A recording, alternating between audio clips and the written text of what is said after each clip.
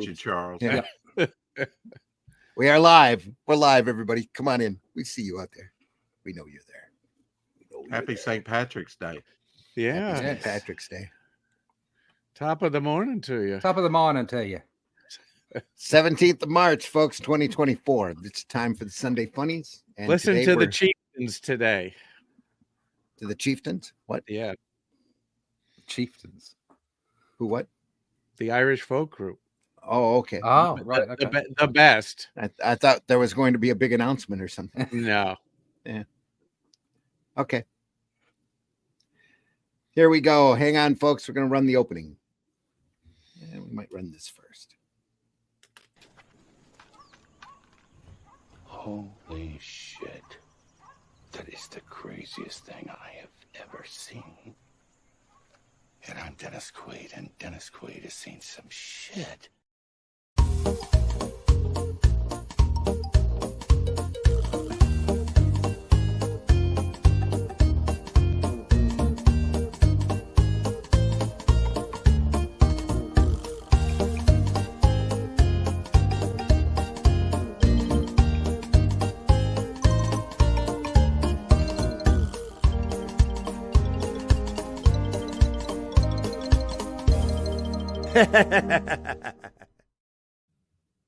Gonna have to update that opening, I think. Why? Come on in, folks. We see you there. We're going to take a look at ALMURIC. I'm your host, Randy Zimmerman, editor-in-chief, Arrow Comics, arrowcomics.store. I've got a bunch of stuff over there that I have done. I've been in this business for many decades, and I've done many things, majority of which was with Arrow Comics, but a lot of other folks as well. So go over there and check it out. Also joining me today is Mr. Russ Leach. Russ, introduce yourself. Hi, my name's Russ Leach. I'm a comic book artist from the UK, currently working or currently campaigning to sell you a copy of The Shadow Kingdom by Robert E. Howard, adapted by the fantastic Randy Zimmerman for Arrow Comics.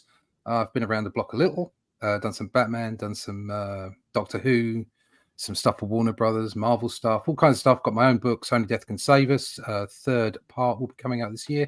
You can find out all about me, all about Only Death Can Save Us, my work, and everything else. You can connect with my social medias and also find out about The Shadow Kingdom on funmycomic.com over at russleach.com. All the connections are there.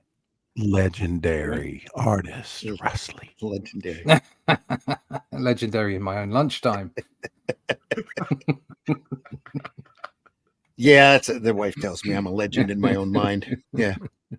Also joining us, Mr. Charles Santino. Charles, introduce yourself. Yes, Charles Santino. I've been doing it since the late 80s, still trying to get it right. Started with Marvel, a little character by Robert E. Howard called Conan, obscure little book, and been trying to top that ever since. Now here's a legend.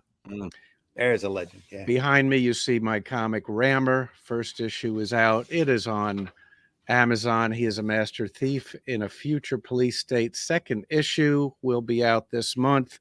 Pre-order right now on Amazon. That cover is an homage to an old Magnus robot fighter cover. Homage is French for ripoff. And that's that. Okay. Also joining us this morning is Rex. Rex, introduce yourself. Hi, I'm creator of Devil Flyer, now on Fun My Comic, and I am here for the food. That's right. There are refreshments in the back, folks, if you can find them. Back of the hall. Come on in. There's chairs still here in front. Come on in. Today we're looking at ALMURIC. I remember him. He was my tailor. There you are. ALMURIC. Yeah. Printed by Dark Horse in, what is that, 1990? One. Oh, 1990. I thought it was 1991. 1991. The artwork's copyright 1991. So this was printed in Epic Comics originally in floppy form, and then Yes. and then they put it in this graphic novel. Well, Dark Horse got the Howard license, and this was included in it. So they put it all together into a book. Retail price a whopping $10.95. Wow. So, yep. Very pretty paper, very great artwork by Tim Conrad. Robert E. Howard, science fantasy, really novel, the only one he ever did. And actually, he didn't even complete it. It was in pieces when they put it together and printed it after he had passed. So. He only wrote 2 novels, as far as I know. Is this a Conan novel? The other one was a Conan novel, and about 1 million short stories. Yeah. From what I understand, this comes from a first draft and a rough outline that they completed the novel on, and this is off of the novel. The novel is a pretty good read. Well, you couldn't have asked for a better person to kind of put all the pieces together than Roy Thomas. Yeah. I like the colors on this. The colors are lovely, aren't they? Mm-hmm. It starts out in black and white, just like Wizard of Oz. His face is a bit wacky. Yeah, I mean, his head looks a little, I don't know, big. I don't know. Yeah, bit square. Charles was telling us off the air he started off as an inker for Barry Windsor Smith. Yeah, doing another Robert E. Howard character, Branmock Morn. So the first bunch of pages, and if you got to go find them, they're unbelievable. It was in I think it was in Savage Sword. Savage Sword. Oh, was it? Yeah, and so Conrad inked the first, I don't know, 10 pages or so over Barry Smith, all black and white and gray tones, and then the rest of the story Conrad drew and inked himself also in black and white. Wow. I seem to remember reading Worms of the Earth adaptation. That's it. Yeah. Conrad I remember did. that. That's That was just amazing. Yeah. Now, was I had that the that Marvel Savage Sword. masterpiece in comic form? Or okay, it was serialized in Savage Sword of Conan. Yeah, it was. In the back, yeah. Because I remember having that as a kid. Okay. That just they also adapted that early on in the mid 70s in the thrillers that had the living mummy in there, but it was like number 2 or something, the Worm story. Oh, the Worms of Earth.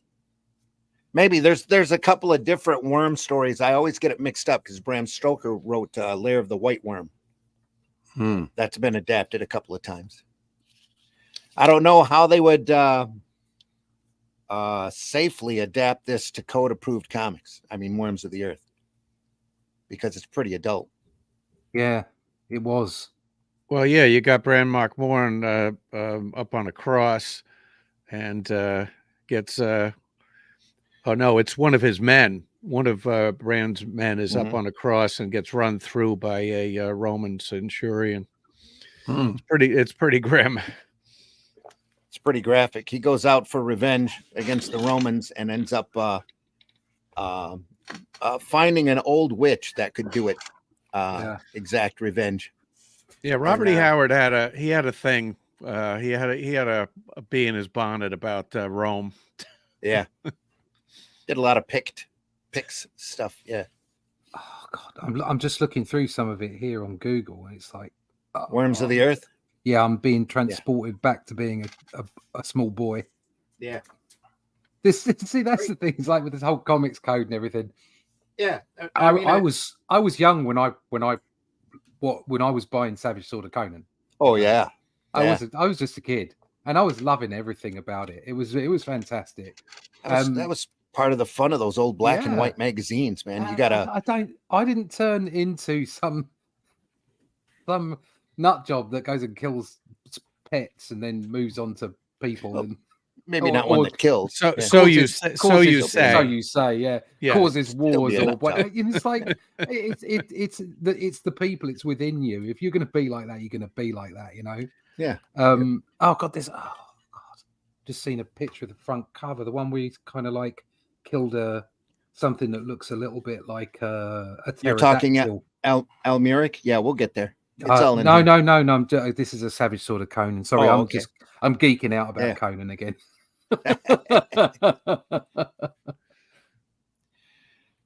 Devil Flyer, it's big in the chat. Hit that thumbs up, folks. Hit that thumbs He's up. big in please. Japan. I heard. Big in Japan, yes. Levi also in the house. Levi, good morning. How many Yay, people Levi. have that sword and planets as a tattoo, I wonder? Yeah. Yeah, that'd be a cracking tattoo, wouldn't it? Yeah. That would be awesome, yeah. It reminds me Now a the little bit of the book that I was referring to was Supernatural Thrillers #3, featuring the Valley of the Worm, adapted from Robert E. Howard.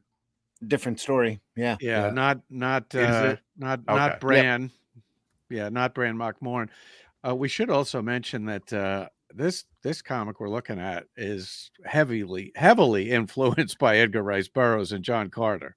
Oh, yeah. It's very much so, basically the same story. Well, this is why they never he never finished it, I would imagine, that in time. He had a very sick mom that he ended up killing himself over after she passed. Howard did. Yeah, within a day, I think. Yeah, well, he went from the hospital to his car. Hey, Levi. And yep. But anyway, he is like Burroughs here. Howard is in that once he passed, everybody really started looking at his stuff and loving it. And he was more popular after they passed than when they were alive. Burroughs maybe not, but Howard definitely. And they went back into his old belongings and they find a trunk filled with drafts, outlines, notes, story ideas, and all of that they've worked off of ever since. And this is kind of where they found ALMURIC. Yeah, for the novice, we should mention that Edgar Rice Burroughs got really popular with the Frazetta paperback covers in the early 60s. Mm-hmm. And then Conan paperbacks, and that was also Frazetta covers. And then the comic book, 1970, Barry Smith art. And that's when Conan really just took off. And so Robert E. Howard basically owned the 70s. Yeah. But there were, from the way I understand it, there were 2 times that Roy Thomas literally saved Marvel. And that was when he brought them Conan and insisted that they print it. And he brought them Star Wars and insisted that they print it. And they all thought he was crazy. Yeah, Star Wars really saved them. They pulled them out of the fire because they were in really, really bad shape. Pulled them out of bankruptcy. Yeah. Yep. They were heading that way. But then they printed Star Wars in every possible format imaginable. Literally. Yeah. Big Treasury edition. Digests. Yeah. Is this any akin? I mean, is it similar to Killraven? No. Well, Killraven has Killraven takes place on Earth, and Killraven, it was heavily influenced, Roy Thomas heavily influenced by Planet Stories, a serial called The Lost World, which is in the public domain. And if you go take a look at that, you go, oh, it's Killraven. That's where Killraven came from. So it's similar in that you've got swords and all kinds of weirdness, but invasion. But this takes place on another planet. This story we're looking at, but Killraven takes place on Earth after is it a Martian invasion? Yeah. Or at least the Martians, as they were called from the H.G. Wells. It's almost like Thundar the Barbarian, a dystopian future, right? Yeah. Yep. Killraven is. ALMURIC, on the other hand, is very close to John Carter. The guy gets transported to a distant alien planet that he, decides to start fighting back. Show them what humans can do, right? Exactly. Yep. Only he's not enhanced like John Carter is. Oh, well, that's bonkers art. Wow, that's transition from that color page to this. Yeah. Well, the scenes on Earth are in black and white on purpose, kind of like Wizard of Oz. I like Once it it. gets I like transported, things go into color. You And- turn and the here's- page, you're not expecting that. Here's some irony. Robert E. Howard Cull Wrightson wanted to do a panel in black and white in a Cull story, and Marvel said no, because people will think that something was wrong with the with the printing. Yeah. And here, just a few years later, is Marvel doing black and white in a color story. Yeah.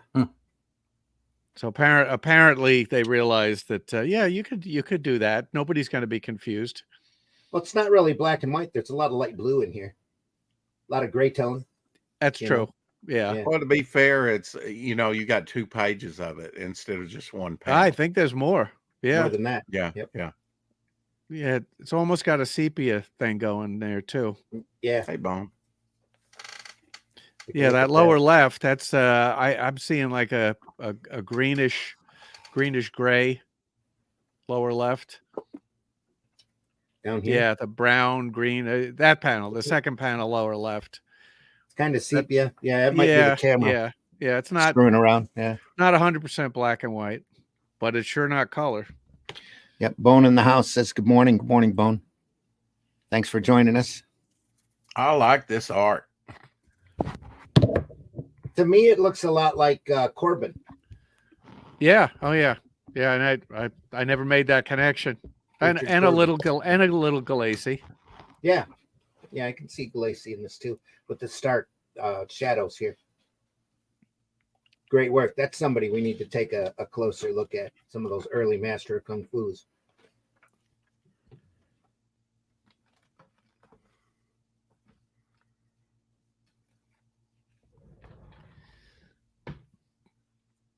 Well, what the hell? Karen's gone, but where? That's a nice shot there. I need this book in my life. That really works well. This is good stuff. That's really screaming Corbin to me here.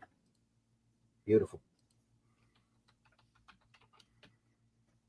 Always the mad scientist. Always.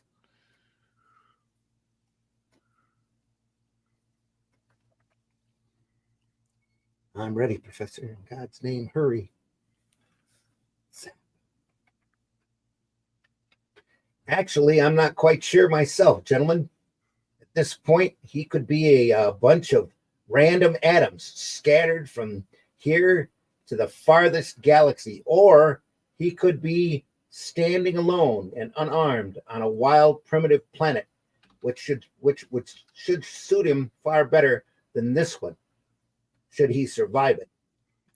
You know, I'm looking on eBay. This book is not cheap. By the by, he made me teleport him there. Don't you know? Threaten me and all that. You do believe me, don't you? After all, I'm only a poor old man living here all alone with boxes of documents next to my Corvette. Yeah, anyway. I like the negative, the reversal of the negative. Yeah. Yeah, that works incredibly well. Love it. See where he went. Boom. Man, look at that. Well, that's crazy. Yeah, I love that it's a real page turner. Yeah. And you'll have to forgive the condition of this book. It's been through quite a little bit. So I think I had it stored in my shed for quite a few years. How dare you? Got a little moisture to it. Yeah. But Create it's still good art. reading. Yeah. Great art like that. Great art, great story. Yeah. Well, at the time, it couldn't be helped. I like the beefiness of his figures, really. Yeah. I like it. It has that old pulp feel too. Mm-hmm. Just his faces and everything. Yeah. And nice production value. Look at that. The background, the way it's printed. That turned out really good. Birds Nothing to see here, folks. Move along. Yep. There's a lot going on there. I love it. Yeah, if you're looking to buy this, do not be fooled by the similar looking Iron Hand of ALMURIC. Okay. That was a sequel. Also published by Dark Horse. Yep, but I don't think Conrad did the artwork on that. It looks like maybe the cover. Yeah.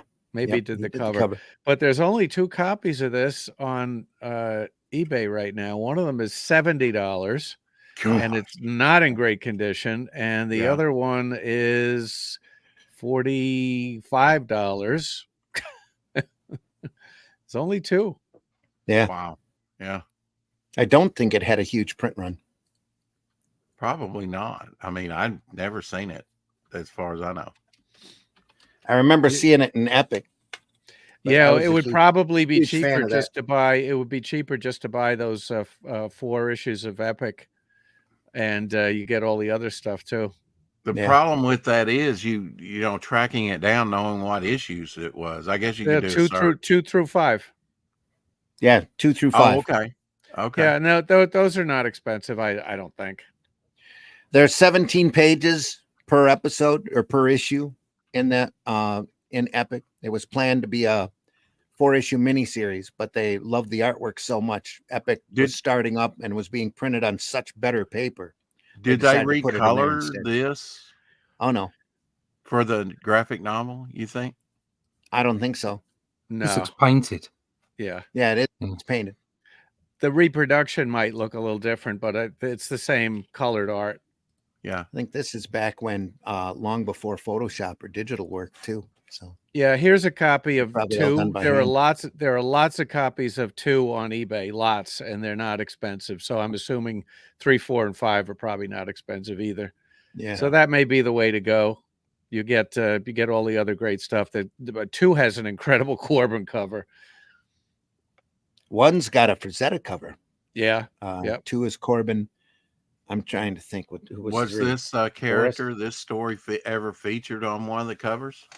Not that I'm aware of. I'm looking at 2 and 3, and not on 2 or 3. Great thing about buying the old floppies is if you're not bothered by the condition, if you're literally just buying them as reading copies, you can pick up stuff really cheap. Oh, yeah, I think these are not expensive even in decent condition. Yeah. Except for maybe number 1, but this story is not in number 1. So I'm looking at 2, 3, 4, and 5, and it's not on the cover of any of them. Yeah. I have an Epic number 1, but I think it has a detached cover. Yeah. I literally just went out to eBay and picked myself up a copy of issue 16 of Savage Sword of Conan with good for you. With the worms in it. Just now? I've literally just done it. Yeah. It's some of the best stuff Barry Smith ever did. I remember it from when I was a kid, and then I look back through the artwork, and it kind of like it was like, oh my god, yes. So I had to buy it. That opening double page splash with that bird's eye view is incredible. Just amazing.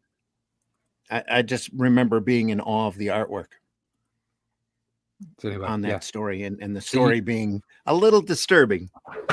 You can pick up some amazing books out there. I'd missed out on an auction the other day. It was like somebody picked it up for £60. So what, about $80?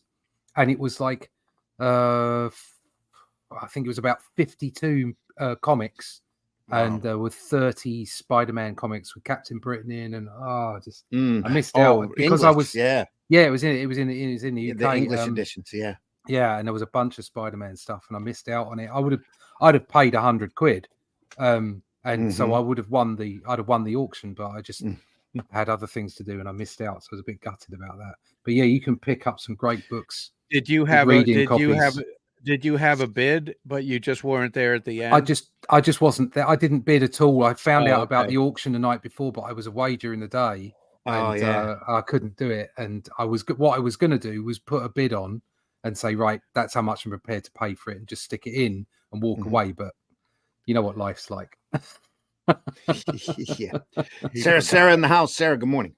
Morning. Hope you're doing well. We're looking at ALMURIC by Roy Thomas and Tim Conrad. So it's a collection it's printed great by Dark stuff, Horse, man. originally printed by Marvel. Yeah. I was not expecting this from the cover. The cover's really kind of plain. You know, it's nice, but it's, and then you open it up and it's like, bam, Yeah. you know, really good stuff. Lots of fun. Stranger in a Strange Land story.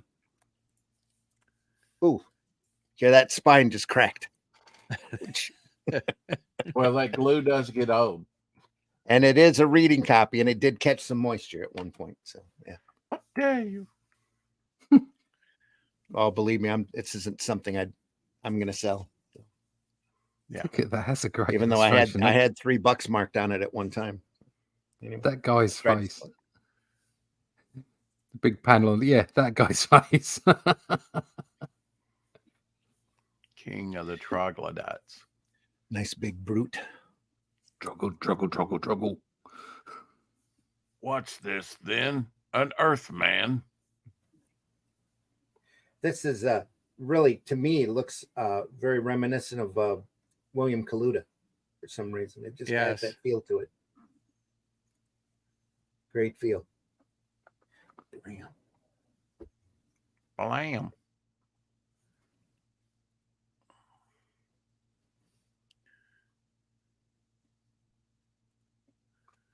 Russ, how do you handle sound effects? I like to draw them on the page if I'm going to do them at all. Mm-hmm. Like with the Cole story we just did, Shadow Kingdom, we didn't have any sound effects. No. Okay. And that's a specific decision, I think. But when I do draw sound effects, though, like the Only Death Can Save Us stuff, I like to draw it on the page with the art. So I kind of design the art with the sound effect in mind. Yeah. Like Walt Simonson, he's great at that. Yeah. There's several that. Yeah, I wouldn't Russell that we. I wouldn't say I'm at. like Walt. I would say like Walt does. Yeah. With the Cull story, though, sound effects would have just gotten in the way of the. Yeah, it would and have. No, exactly. You know, I mean, when you're writing it though, or designing it, you okay, what's the appropriate sound? Mm-hmm. That's not too hokey, right? Yeah. If you're going to put it in, make sure it's right. Yeah. Mm-hmm. You have to think about sound in that instance. Yeah. Yeah, I've found that sometimes depending on the comic, the wackier the sound effects, the better. I mean, comic book sound effects are kind of wacky just by their nature. Mm-hmm. Yes. You know, something you mentioned about the policy decision on sound effects. It reminded me that when Conan first started, and Roy Thomas mentioned this somewhere in the letters page, that he decided that Conan was not going to have any thought balloons. Oh. There was never a thought balloon in Roy Thomas's Conan stories. Wow. Because it was pretty obvious what Conan was thinking at any given moment. That's really the big difference between Conan and Cull. I'm trying to write that out now for the intro. And that Conan was very barbarian, just stereotype. Well, he is the start of the big barbarian trope, really. But Cull, on the other hand, was very introspective and very drawn into himself, always questioning his actions, always wondering about the world. So there are thought balloons in the Shadow Kingdom from very different character. Very different character. Yeah.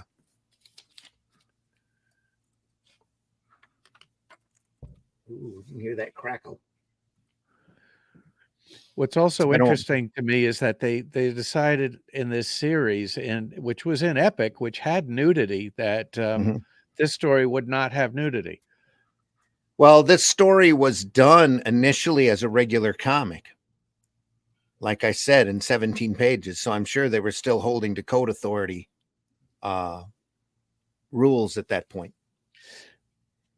So that was so Marvel decided after it was drawn to put it in Epic. After it was done, they looked at it and thought, and Epic was just starting up, and they were looking at this artwork with all of the tones, and they felt the paper that they were printing the regular comic on at the time wouldn't do it justice. So they put it in Epic. These are painted pieces, right? Yeah. Yeah. This one big page looks like it needs to be in the Museum of Modern Art, almost next to a Salvador Dali. Yeah. Crazy.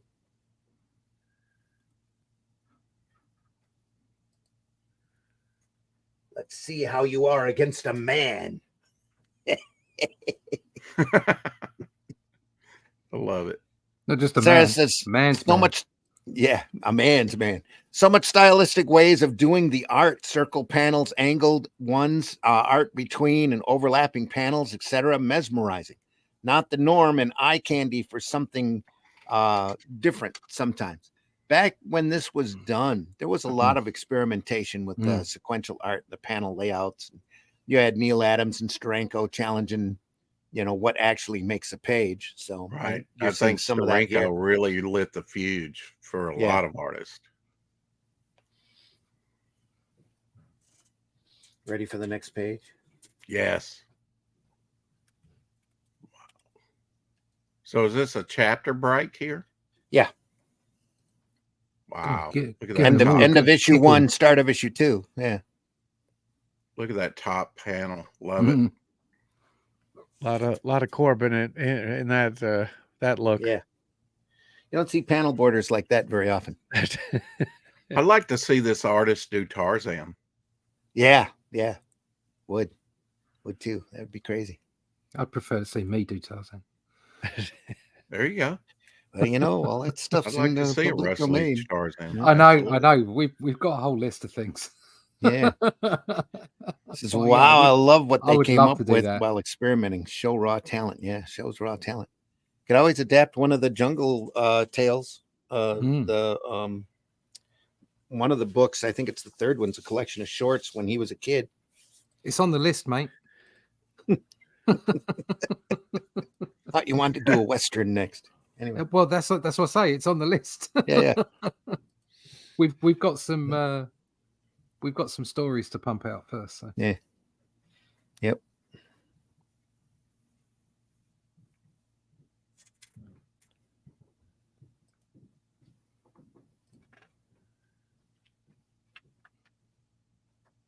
Man, Press they down used slow so you can hear the cracking. There you go. like, Look oh, at there that. it goes. oh hell, the page came out. What the That's hell? all right. It's a reading copy. That hurt. It That did. is so 70s. The cracking of the spine, you mean? No, Yeah. I meant the page on the right. Yeah, I mean Oh, that I can see a little Neil Adams influence. yeah. Oh, yeah. Yeah. Yep. That's wonderful. Worm's eye view. It Not afraid is. to Yeah, find it either. Yeah, What a- he's proud of it. that's eye candy. That's what that is. Yeah. Iron Hand. He's calling out Iron Hand. Now you said there was another Iron Hand book that was related on eBay. Yeah. Sequel. Yeah, the Sequel. Iron Hand of Oh, a ALMURIC. sequel. Yeah. Oh, Not drawn by him. No, not drawn by okay. Conrad. Written by Thomas, though, I believe. So, Yeah. him and his wife, I think, wrote it together. Can't remember who did the artwork on it.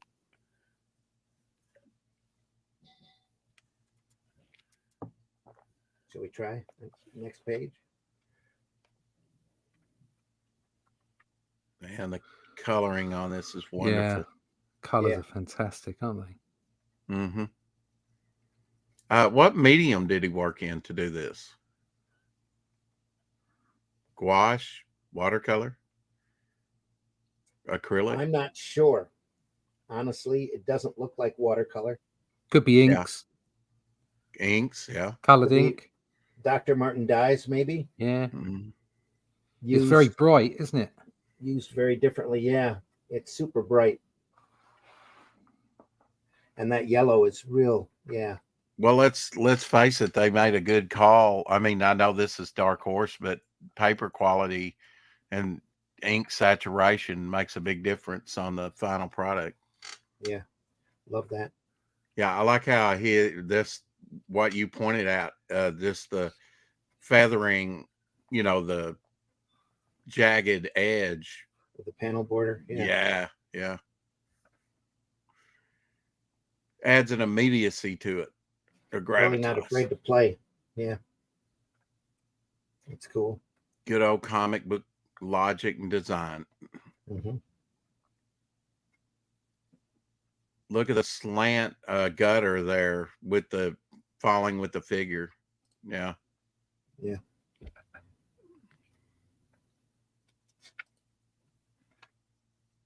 Look out. Russ, you must be loving this. This looks like in your wheelhouse. Really. Yeah, it's cool stuff. It's Yeah. bonkers, isn't it? Love that big bird. This could be Dr. Another one on the right, one on the left. Well, I know this was printed in the 80s, the early 80s, but this could have been printed in the Bronze Age too. Yeah. That feel. Mm-hmm. It's got a very early 70s feel to it. Look at that. Man, this is a page turner. You never know what you're going to get on the next page. No. What is that? Like an insect back guy or something? I can't even tell what that is. So I had We're heard doing of horrible winged men, more demon than human. He's doing a good job of creating an alien landscape as well. Yeah. It's great. Yeah, those trees. Trees. They kind of look like mushroom explosions, don't they? Or volcanic eruptions. It's a cacti. And some of it. Yeah. Yeah, gas. I mean, what? Dutch angle? Would you call that a Dutch angle? Yeah. Yeah, where it's just like slides you right into the shoom. What's going on? God, that's good. It's wonderful.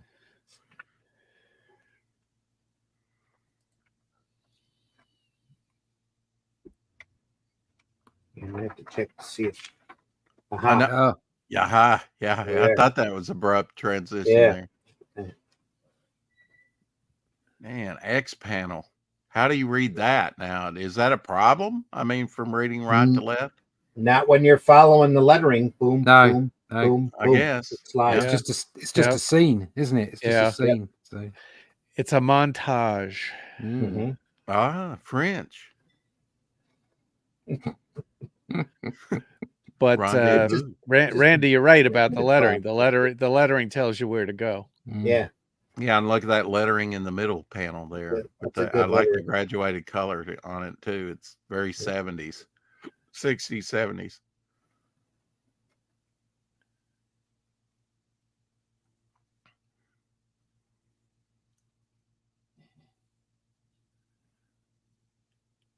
that lovely open panel down the right hand corner by your thumb.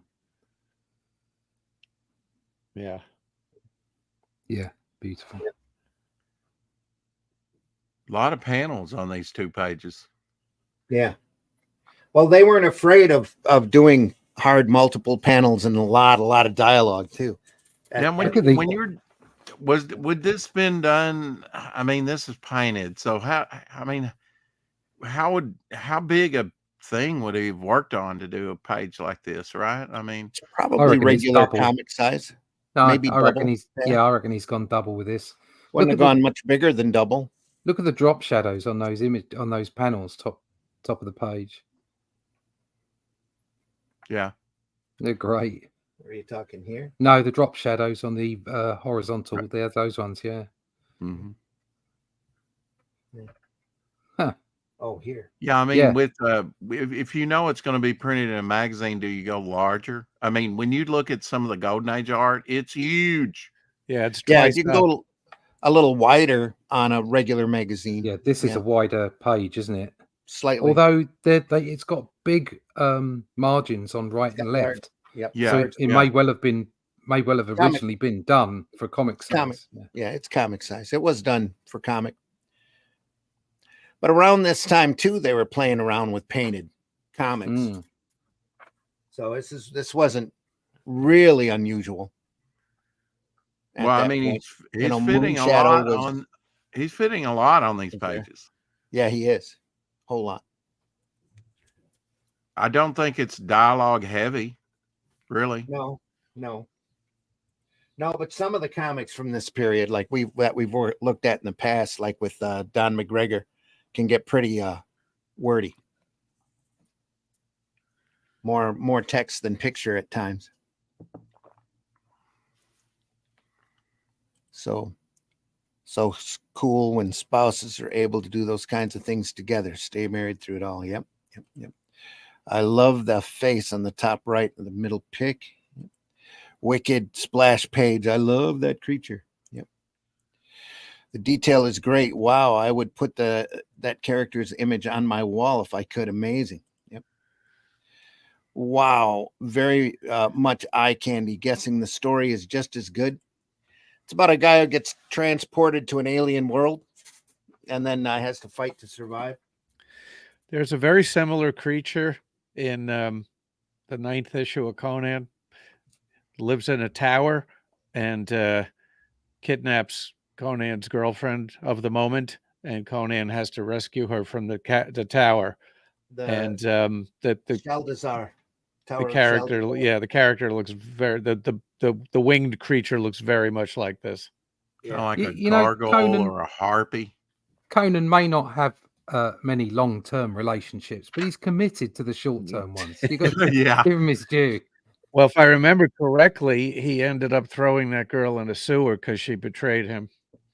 Well, after he'd gone and rescued her from some demon in a castle, I don't Sounds blame about right. him. I'm not getting any. And then she sold him out right after that. Yeah. No, well, she deserved it then. That's how grateful she was. He let her live. That too. Yeah, that's pretty cool of Conan.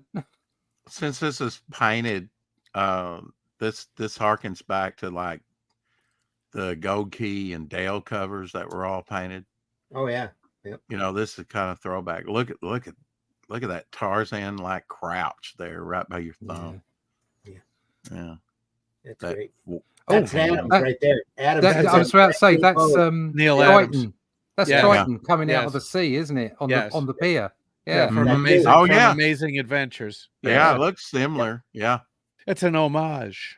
I remember seeing a Tarzan cover. I think that was like that too. Yeah. Almost Mhm. that exact same pose. Yeah. I don't think he was holding a sword though. But yeah, It's that not is- just the that pose is though, is it? accurate. It's the way the hand is Yep. stretched and Oh then yeah. bent It's at the front. you That's- nailed it, man. That's much so. Triton. Yeah. Yeah. Yeah. That's that so cool. Avengers Kree-Skrull War. that Yep. Adams did. Man, I Yeah. love that bottom panel. That's just tilted. No. On the No, other the one on page the right, there. yeah, where she's on the Yeah. floor. Yeah. Yeah. Mm-hmm. Great It's- panel border there. There is a lot on the page. It helps tell the story. Yeah. Mm. No, I reckon he's doing this 2 up. Yeah. Yeah. He- More of he- those drop shadows on the Yep. panels there. I mean, he's just Mhm. thinking with design. You can see the way he's managing things. Yeah. The panels, the shapes. Brilliant. That Yeah, I panel, mean, the panel next to the Painted with brush in hand. uh, Mind blowing. the lower left, the panel where he's looking at right next to it. That big panel next to that Yeah. panel, Where he's that looks standing. very much like the first panel in that Bran Mak Morn. Ah. Oh yeah. Yeah. Same angle.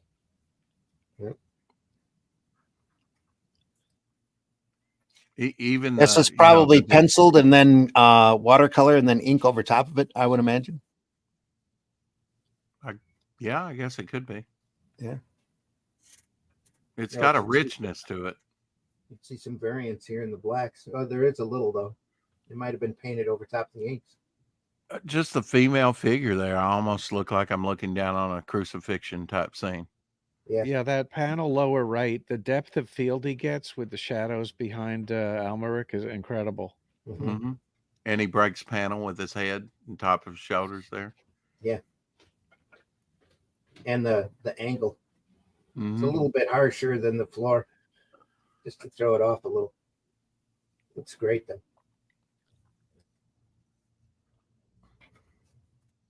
What's that on the wall? Here. Next, no, the other side, right there. What is that? Shackle? No, it's a lizard. Yeah, It's a lizard climbing. a lizard climbing up the wall. Yeah. Little details. Yeah, because there wasn't enough going on the page. Yeah.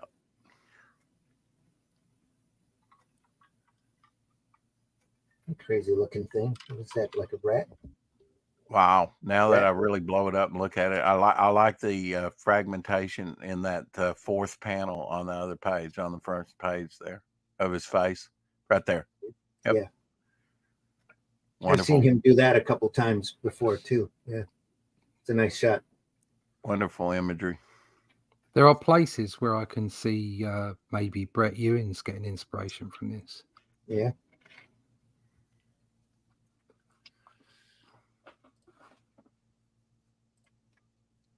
You know, the thing about Epic Magazine is when they would fragment up a story, it would be like, what? Really? You just get a taste and get into it, and then it would end. Yeah. That was Yep. kind of frustrating for me. Well, Heavy Metal was doing that for a little while. They do a lot of crazy serialized stories. I guess it keeps you coming back, but does it really when you fragment it up that much? Well, just look at that's a 2000 AD. They ran in 5-page chunks. Almost always continued. Very rarely was there a self-contained story. Yeah, you only had to wait a week though. Yeah, that's true too. But Epic ran for a long time. Yeah, was Epic bi-monthly or was it monthly? I can't remember. That's a good question. I thought it was bi-monthly, but I could be wrong.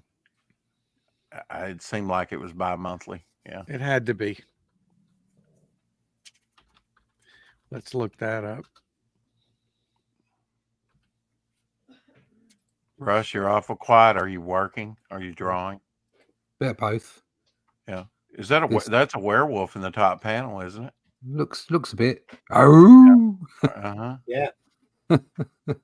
That's who was holding the damsel's arm, wasn't it? Could be Scooby Doo. Yeah. Right, Shaggy. I forgot my Scooby snacks. Ruby snacks. You got to have a spider. There's your Conan spider. Yeah.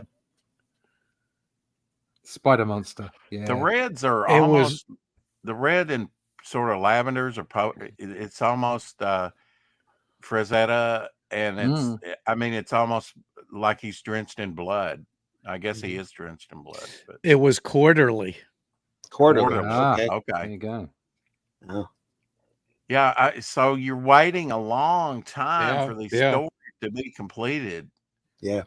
That's kind of hard to keep the interest, now with the last Galactus story with John Byrne, which I definitely just was thrilled every time a new one would come out because I was very interested in that and loved Byrne stuff.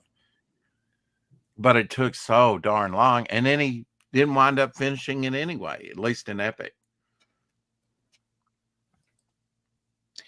Yeah, I remember Metamorphosis Odyssey being the same way. It's serialized through Starlin's piece in that that introduced Dreadstar. That's why I like that kind of episodic way of doing things, like I don't know, Planet of the Apes. Yeah, yeah, the TV series I'm talking about. Okay. So every week you knew they were on a journey, or what was the one with the Bermuda Triangle, or the Fantastic Voyage? Yeah, or Logan's Run. Sorry, not Fantastic Voyage, Fantastic Journey. That was the one that took place in Bermuda Triangle. And Fantastic Voyage, they were traveling through a person. Yeah, that's right. And Logan's Run. So Logan's they're Run. they're on this journey, but every episode has got its own little story. Yeah. So you're always sort of like looking to the next episode to find a new story rather than continue the one that you're on, even though there's an arc for the whole big story. Well, yeah, the Fugitive really started that. That format. Yeah. Exactly. Sliders was like that too. They were constantly trying to get home, and every episode they'd slide into a different world.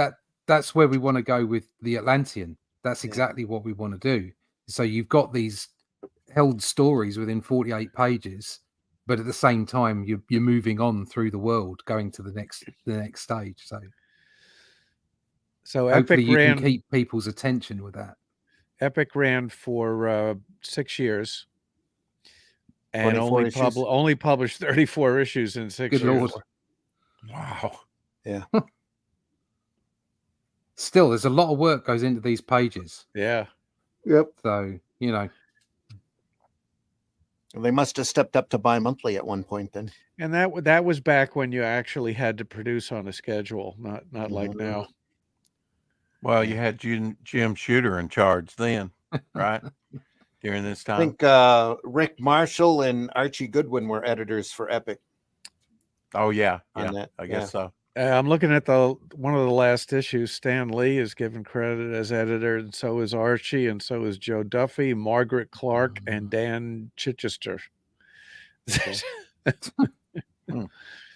I don't know who was the editor in chief of the magazine. Hard to say. Archie Goodwin was so good at that. You know, he did Yeah. Marvel Fanfare and a lot of other. Oh yeah, I wish there Archie was amazing. I wish there was still a Jim Shooter in the business. Oh, he's around. Yeah. No, I mean, Oh, I wish in there the was business, one. Yeah, I wish I there know what was you one mean. still in the industry. Yeah. I'd work for Jim Shooter in a heartbeat. Yep.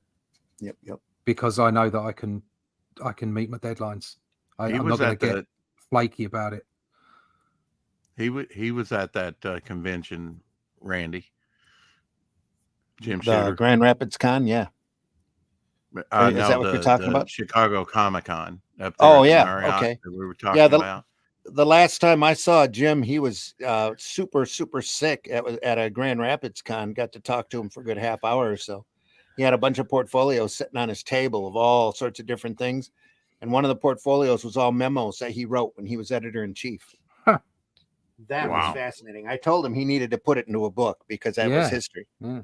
Yeah. You know, Why that? Why did he have that out there? Did he just want people to see what it was like, or that kind of?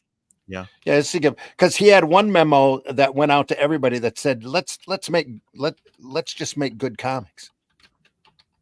That was the whole point of the memo.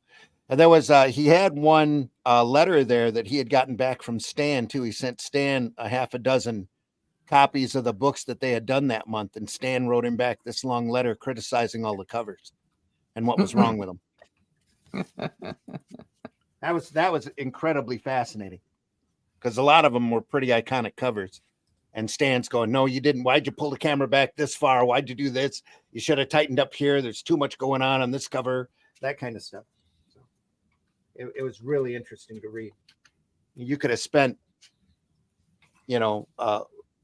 hours at least going through that portfolio, reading everything that he had. Just great stuff. Here we go. Always a bridesmaid, never a bride. Yeah. Esau. Cairns. It's the main character, narrative. Roy Thomas, Tim Conrad, art. Doesn't say who lettered it. I bet he did. Bet Conrad did. All of it. What's some other stuff that Tim Conrad did? Just this and Mac Morn that I remember. He might have done some stuff for heavy metal at one point or another, but I couldn't tell you his whole repertoire. Yeah, his name sounds familiar to me. Yeah. Yep. Charles, any way of looking that up? Comic Vine or something? Maybe. All right. What am I looking up? You're looking up Tim Conrad, what he's done. Tim Conrad. Yep. So glad you're here with us today. Charles. Yeah, it is. Yeah, it's research coordinator. Yeah, research coordinator. You should put up a little word from our sponsor while we're waiting. Okay, we can do a word from our sponsor while we're waiting.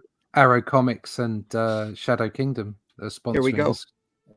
In the time before Atlantis sank and the lands of the world were savage and untamed, one man would claim his destiny. Leaving his Atlantean tribe behind and throwing off the shackles of Lemurian bondage, he sailed the seas as a pirate captain before seizing his place as a king.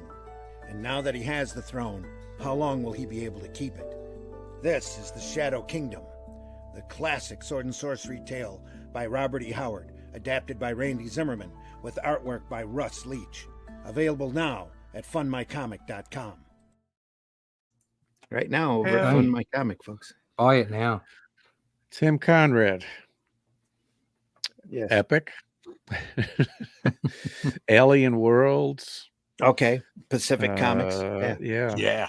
Okay, that's probably Uh, where I've seen it, you know, Tales because of- they would give Tales of credit on the Terror, which covers. was also Eclipse. Also Pacific Eclipse. That Yeah. started What was at it? Pacific, I think, didn't it? Tales of Terror. Let's see Oh, if he yeah. was. Yeah, I'm not seeing Pacific. I'm seeing Eclipse. Okay. Oh yeah, Pacific Presents. He was in.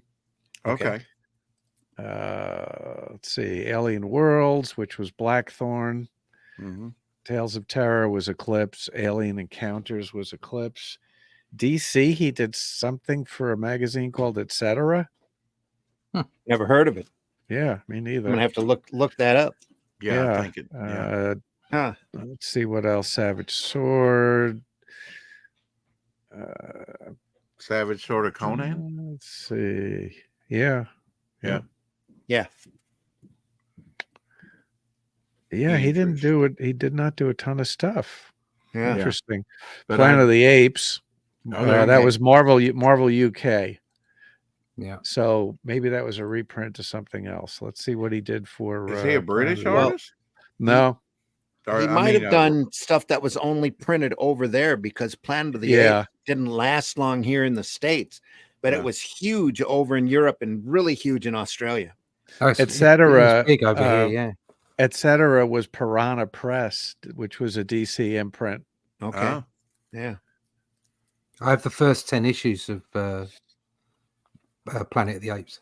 I think that's all it ran in magazine form over here in black and white. Had a lot of Yeah. Plug material right at the Yeah. start. Very pretty.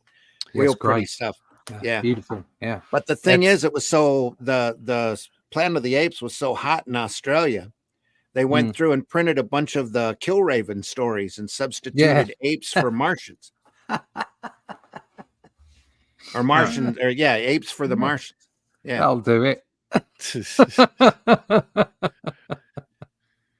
Here's Tim Conrad in the Marvel Black and White magazine, Unknown Worlds of Science Fiction. Is it list a number? Yeah, a number 4. Let's see what he did in there. He adapted a science fiction story by a somebody.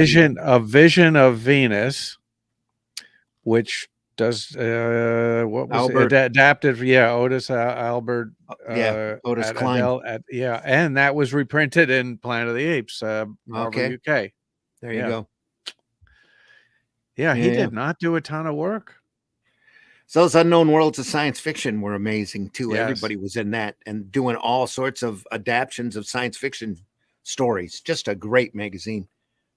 Should have never stopped that one. You had everybody from, we looked at some El Nino doing Repent Harlequin, Cried the TikTok Man, and Behold the Man by Michael Moorcock. But early on, George Perez, I think issue 2, adapted a story called War Toy that was about a robot soldier. That was Kaluta, classic Perez. Yeah. Bruce Jones. Everybody was in that magazine. Yeah. Didn't last too long, 6 issues. No, but it was great while it lasted. Yeah, Just fantastic stuff. Gene Colan. what was the title? Unknown Worlds of Science Fiction. Oh, yeah. It was a magazine. Yeah. First issue had Day of the Triffids adaptation, I think, by Gene Colan. Number 3 had that Alex Nino story you mentioned. Behold the Man. Yep. Yeah. Bruce Jones, I like his stuff. Number 2 was War Toy by George Perez. That was the big lead story in that.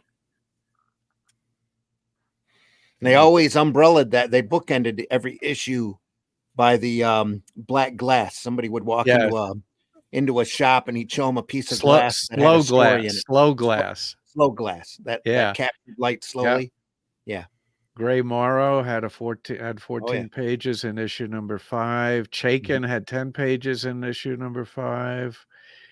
Kaluta Redondo. Yeah, it was. Yeah, Classic, there's classic more stuff. Gene Colan. Yeah, that's a. I love all the black and white magazines. I have a soft spot for any black and white magazine, no matter how bad it is. Like Because some of that, the yeah. some of the Rampaging Hulk, this maybe. some of the Oh, the Rampaging Hulk Hulk stuff. was great. Yeah. Oh, Yeah, there's a love that book. Starland story inked by Nino, or is it a Nino story inked by Starland? I think it's a Starland story inked by Nino. Where is that at? That is in I got to dig that up. that is in Rampaging Hulk, I think 4. Okay. Also, that has an incredible Starland cover.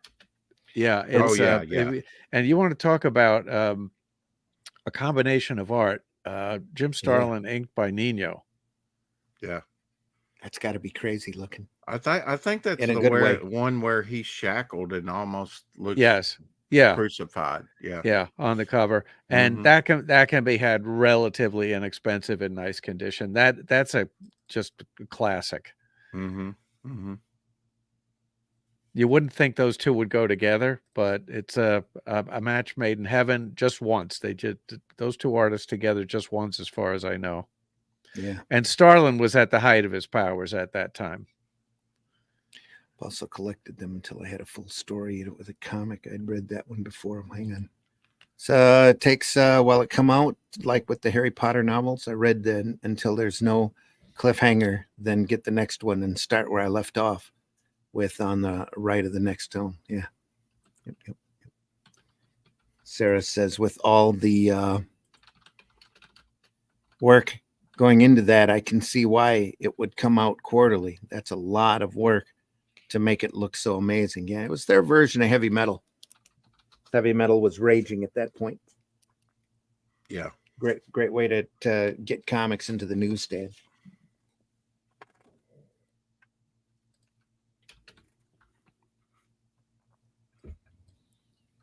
Quick bit of recap and then on with the story. Looks like.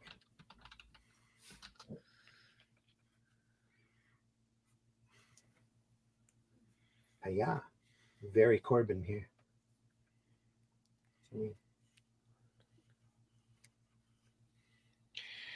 Yeah, they should have. They took those Rampaging Hulks and turned them into a Marvel Essentials. Yeah, that I've got.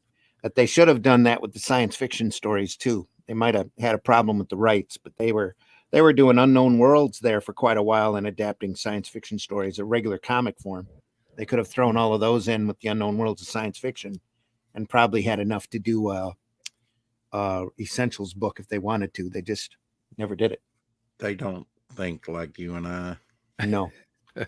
No, but you get those occasional collections like that. Like the Showcase Presents did a world ending book, world shattering, and it had all of the old post-apocalyptic Hercules in it, and a bunch of other just short run stories that were just amazing. All of the Atomic Knight stories were in that too, with Gardner Fox and Murphy Anderson.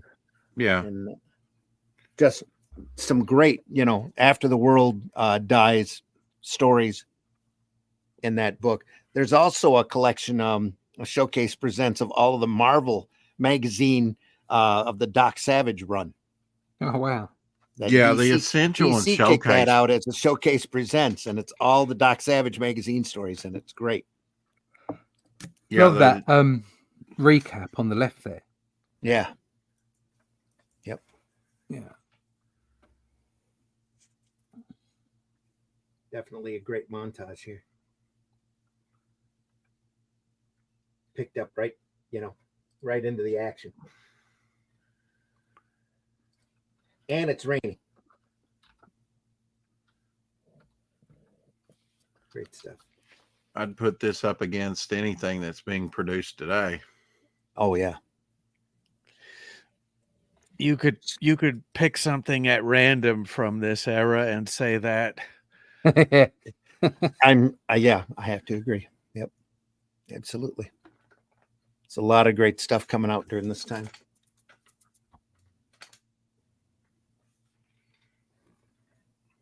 That a lot of ground certainly up here. certainly up against corporate comics anyway. Yeah, I think Yeah. there's a lot of great stuff out there. that's in what I indies. meant. Yeah. Yeah. Yeah, you're seeing a lot of that come back in the crowdfund stuff.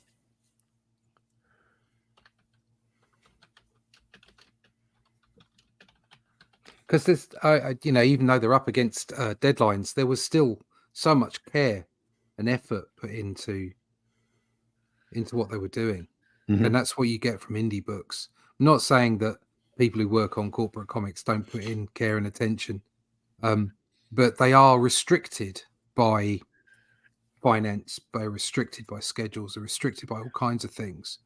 Well, the tone is set at the top. You have to Yeah. blame the publishers Yes. and the editors because they're commissioning this stuff. So the story can be really poorly written and really poorly drawn, but somebody commissioned that, paid for it, approved it, and published it. Yeah. Excuse me. So the blame goes to the top.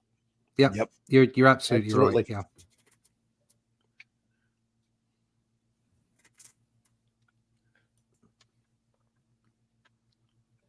Boom. It gets captured. Yeah, he gets caught a lot, doesn't he?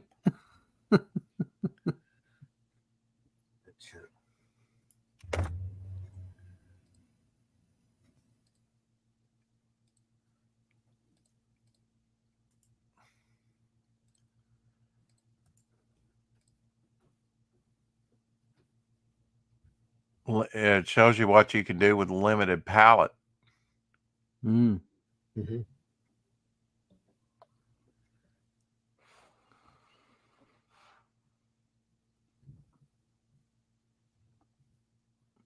It's different graduations of red. Other colors. He does a lot with purple and red in this. Why take the man? He says, whoever saw a white-skinned man with blue eyes before? Take care, though.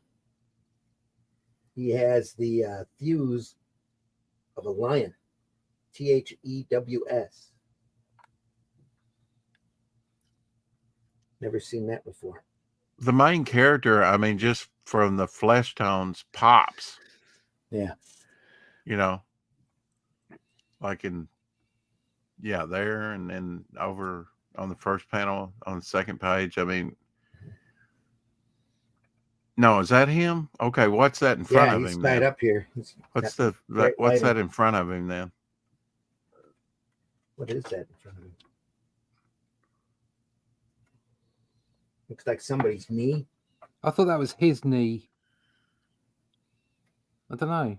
Yeah, I think that is his knee. He's that's this guy. Yeah, that's the that's what it bad is. guy that you pointed to. Yeah, that didn't come through very well. Yeah. No. Yeah. Because he's tied up and he just knees the guy in I'm the sure face. it's in the caption box there explaining she's trying to help him. Yeah. Well, that's what I'm saying. Color wise, his flesh tone on these makes it stand out. Right. He doesn't get lost in all of this design. Mm-hmm. It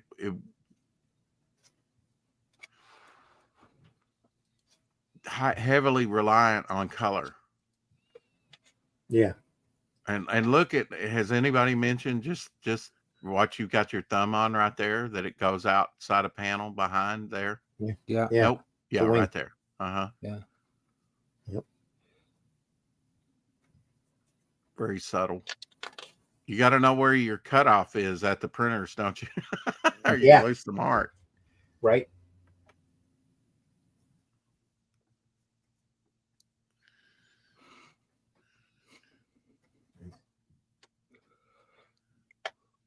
Was the artist lettering this himself? I think so. There's no credit to the letterer, at least. Just by the way that he's leaving the space there around those panels on the left-hand side. Looks like he was in control of where the lettering was. Mm-hmm. I noticed that he, like that top panel on the second, that he's not afraid to, hit the color different, like it's almost a bleached out scene, Right. but the rest of it looks so rich. Or second to last panel on that second, it almost becomes black and white. Segue.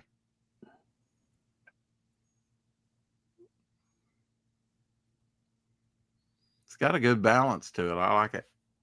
Yeah. Now, I not so much that bleach out look that occasionally crops up, It's outside in the sunlight there. I guess. Yeah. Yeah.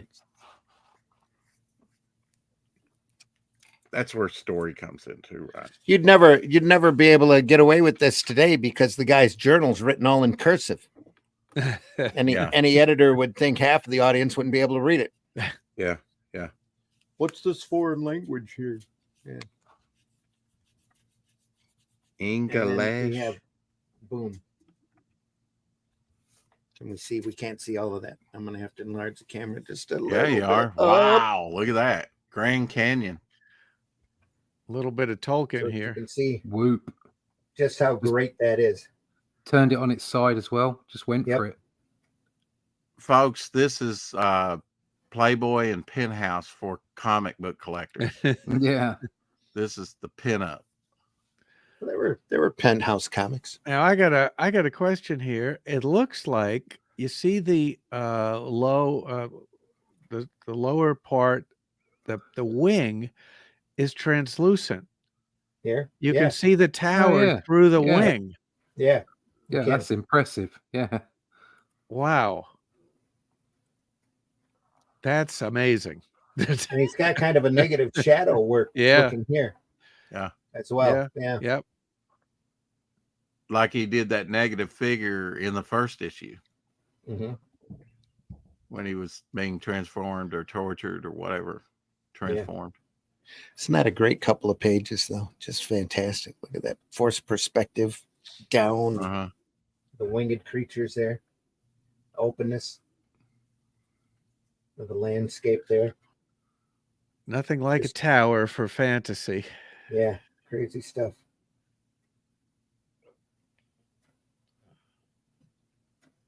I could see where this, graphic novel's going for a good little bit, It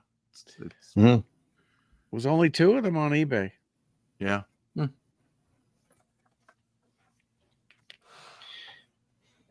I just, this is a page turner. I mean, you never know what to expect, and then just like this, it's like, whoops, got to turn the whole book.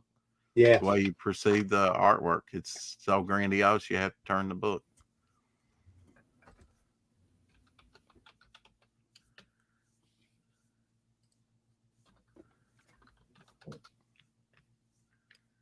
I can definitely see some early, the influence, maybe it's in the faces of, it may not be prominent or that, but I can definitely see Steranko. Yeah. I see what you mean. The copies on abebooks.com are even more expensive. Here's a copy signed by Roy Thomas for $85. Here's a copy for $254. Here's a copy for $255, and those have stock images. They're not even showing you a picture of what you're going to get. So you have no idea what condition you're going to see it in. Yeah. Well, they can see. Yeah, it says new, but I want to see it. I want to see it. Maybe you should try that with this copy, especially if you're spending $200 on it. No, I don't think I'm going to get rid of this one. I wouldn't get rid of it. I get. It looks like part of the reason it's so expensive is that there are just so few copies out there. Yeah, it may have been an extremely low print run, like you said. Yeah. Yeah.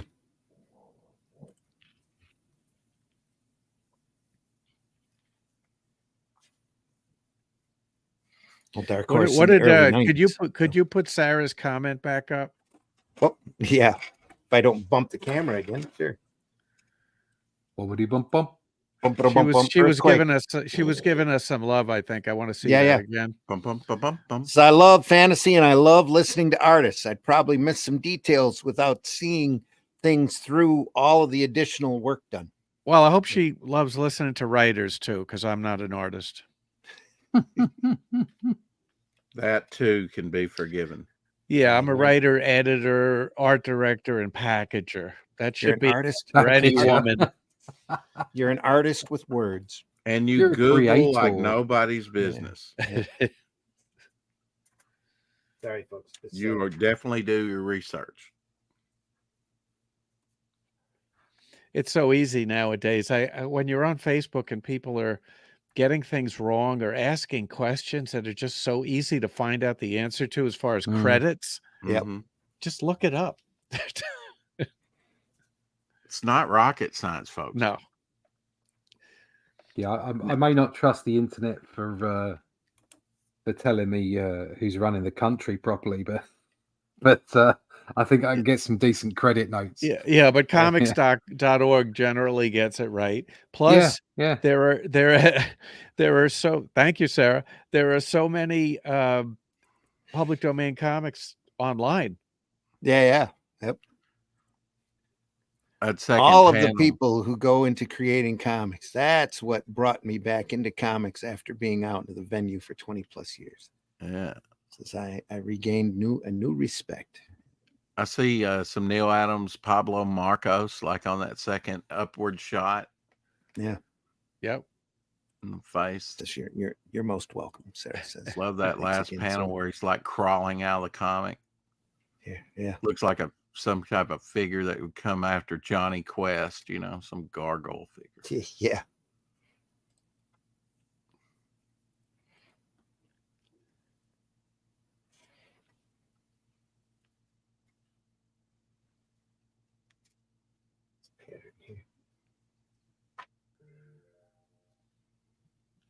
Russ, what do you think about Pablo Marcos? I know this is kind of off the subject. Not familiar with the name. Not familiar with him? Okay. No. Tell me some things he's done. I might be familiar with that. Savage Sword of Conan? Pablo Marcos. Marcos. I mean, that's not all he did, but we thought we'd hit you between the eyes with it. Yeah. No. Rex thought he was softballing you a question, Rex. Yeah. How about some turns Conan, into No. I vaguely remember the name Pablo, but I'm just crap with names. Yeah. Yeah. I get it. Yeah. It's like I could well be like salivating over his stuff and just not knowing his name. I've always been crap with names. Yeah. Like that. Yeah. Well, I mean, you're also in the UK, and that's I mean, I wasn't aware of like Dave Gibbons and Alan Davis and a lot of those that you probably grew up with. Yeah. I kind of vaguely recognize the name. Well, he did a lot of inking, but now he can definitely draw as well. Yeah, he did a lot of stuff for the Marvel black and white magazines. Yeah. He did. Hold on a sec. I'll go and have a look, and I'll see if I recognize the work. Pablo. He was one of the first artists. Marcos. Yeah. My first Marvel anything was one of those black and white. It was Vampire Tales #5 with Pablo Marcos and Dick Garagano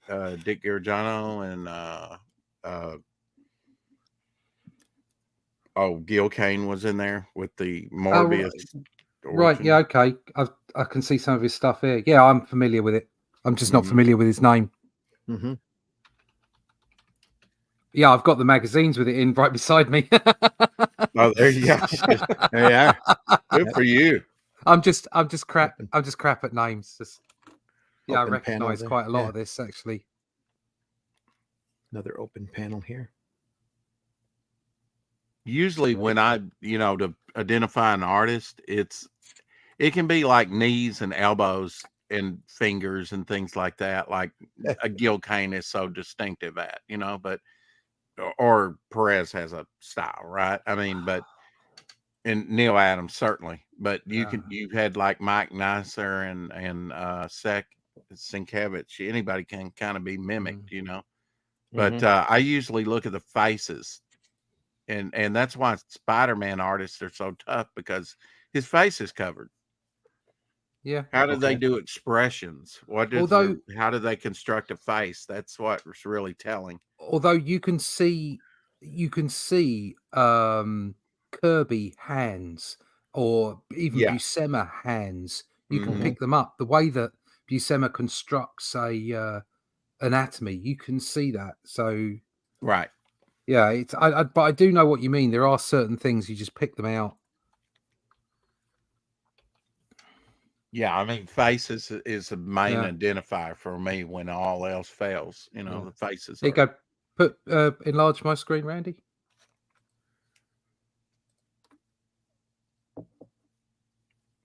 There you go. Yeah. How good is that? That's Pablo. Yeah. There you go. And I have this one. Yes. Look at that candle. Wow. Just look at that. You see Buscema through it as well. Beautiful. Beautifully done.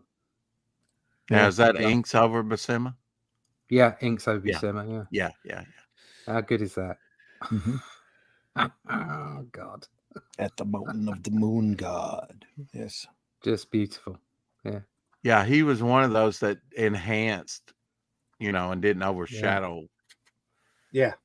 Yeah. Because Buscema's work was overshadowed and frankly made worse, I think, on some of the issues because of the inkers. And wow, that's amazing. Yeah. That is. Yeah. Yeah.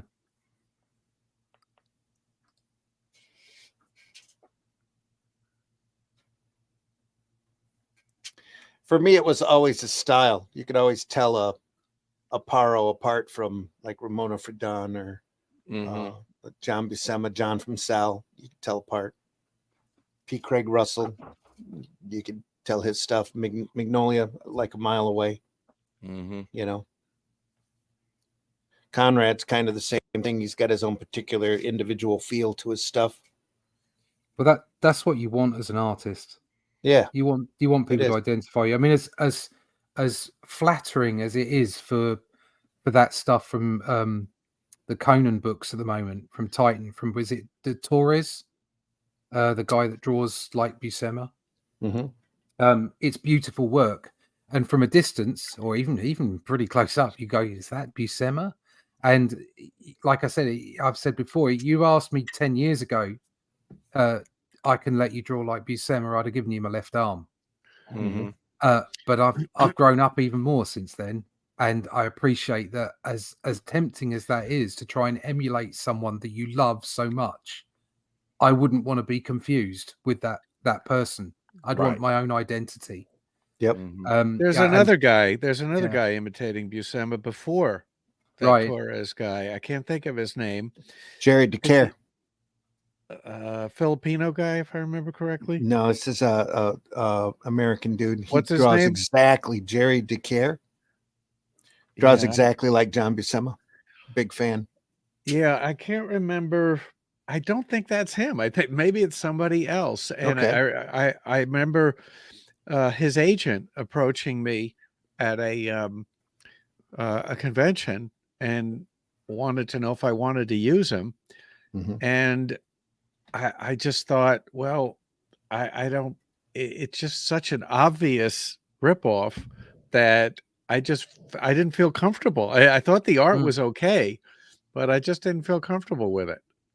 No, I agree. And as impressive as Torres art is, and it is beautiful, it's like I wouldn't want to be confused with someone else. However good those people are, however great and legendary they are, I wouldn't want that confusion. I would feel like I was, like you say, impersonating, and I'd want people to go, "No, that's a Russ Leach. I like that."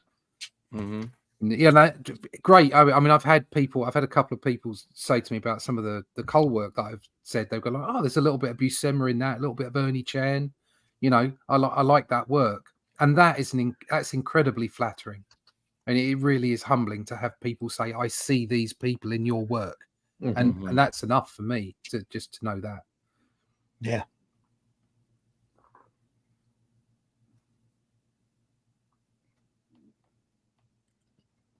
Says Glenn have other engagements this week. Yeah, Glenn's decided to take a couple weeks off to concentrate on his art. Allison, we hope is doing well. Last I heard, she's been sick off and on, and we hope she's she was feeling better. a bit better yesterday. We were on Sketchy Saturday yesterday. So. Oh, cool. I hope she comes back here. She's welcome in any time. The wingspan on the bottom of the right page looks great with keeping up with proportions. Yeah, that was back here. Yeah, it's cool. Just love that whole panel. Just works real well. The shadows. Yeah.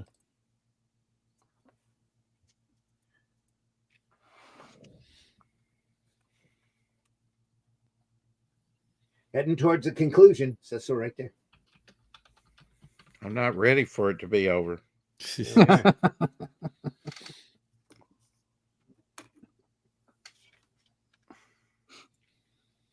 Oh, look at that. That looks like, what's his name? Stephen Fabian. I think the guy's artwork is. Used to do this stipple work. Oh, beautiful just page. Amazing science fiction. That left-hand page there. Glenn would appreciate those stars. Yeah. I know this doesn't have anything to do with this artist or whatever, but I also get a Jim Starlin vibe. Mm-hmm. Kind of. Yeah. The way he's presenting the panels and everything. Yeah. I love Starlin's work. It's crazy.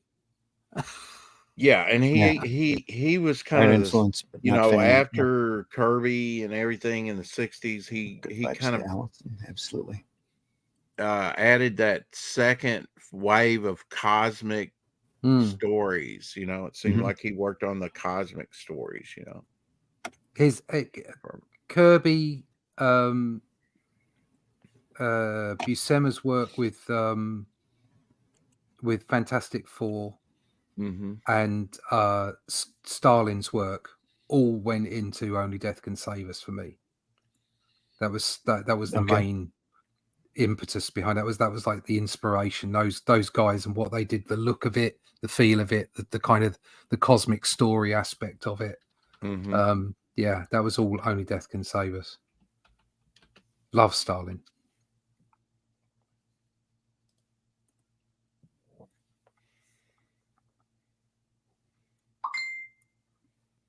Ba-ding.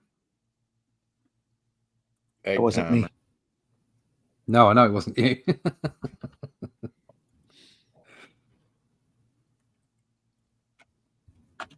Is looking at our numbers, folks. If you're on a platform where you can send some like or a little love, please feel free to do that if you're enjoying this show.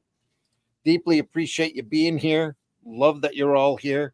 Our numbers are really big this morning, and we hope you're enjoying this work as much as we enjoy showing it to you.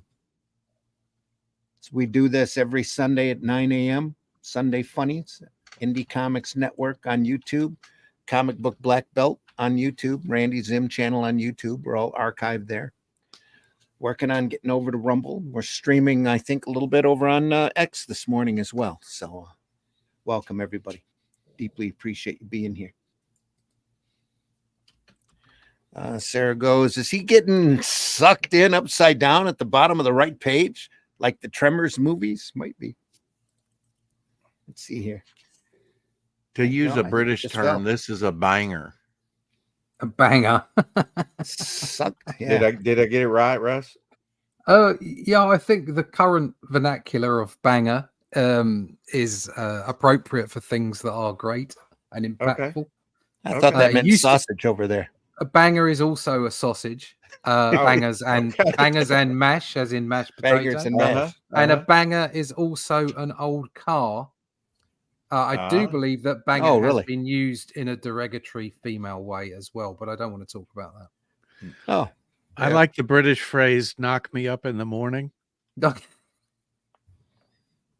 you, Russ? Do you like beans and toast? That's probably got a whole different connotation over here. Beans on toast is nice. Yeah, I like beans on toast. It's a very British thing, but I love beans on toast, baby. Yeah. Indie Comics Network says, I recognize that voice anywhere. Hey, Rex. LOL. Rex has been with us for the last few shows here. Always welcome. Shadow Kingdom. There we are. Go fund my comic. Thank you. Please do. Yes, I crack a whip at those who don't give a like. There we are. Oh, Sarah, you're just encouraging them not to hit the button. Whip me, whip me. So another commenter. Hey there, Dark Star. Yeah. Dark Star in the house. Welcome to have you here. Yotam. Dark Star. Hey, Yotam. OMG. Banger is a sausage. Blah, ha, ha, ha, ha. Yeah, okay. I've had bangers and mash before. Bangers and mash. Yeah. Better like than eels and mash. Ooh, eels. Eels? Oh. Eels. Eels? Eels. Wriggling around up inside you. Eels. Yeah. You missed a page there. I think you turned 2 at once. Or am I just imagining? No, No, sorry. you're I imagined imagining. it. Sorry. No, but it is good to double check considering how great this artwork is. It's all that talk of eels. Hey. Yep. I guess it's the when they're on the surface in the daylight, like you said, that it goes to a more muted palette. Mm-hmm. It's a sunshine. Mm-hmm. This is cool. OMG, don't enable my gutter mind. Holy hell. LOL. We are here to inspire, after all. Yeah. I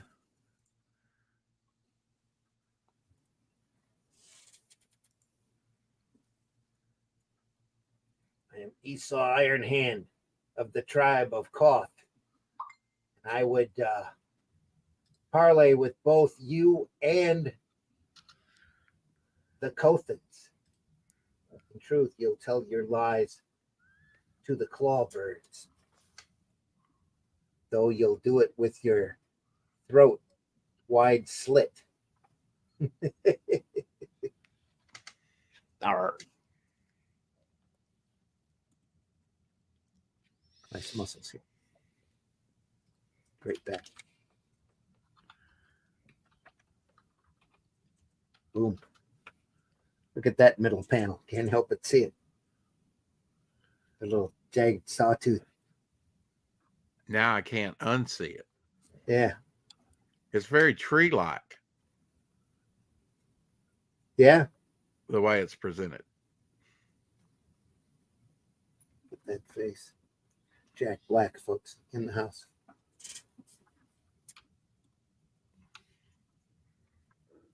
Nice stuff. There's Batman right there. You Bill think? Adams. Pose. That Yeah. was Batman, yeah. Yep. It's a classic Batman pose right there. Only he's holding a knife instead of having his hand open. Very classic.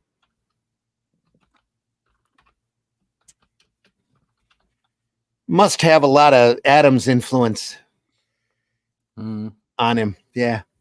He could do worse. Even subconsciously going with that, for me, that's a very iconic pose for Batman Mhm. from Neil Adams. Just like we were looking at him reaching up with his hand like Triton there some pages back. Yeah, that was a good call by Russ. I mean, it looked familiar to me, but it was like, where have I seen that before? Yeah. Russ knew right off. Yes, I've watched people do artwork literally on a saw blade. That's epic. There we are. While it was spinning. Could be. Yeah. Now that's talent. Hmm.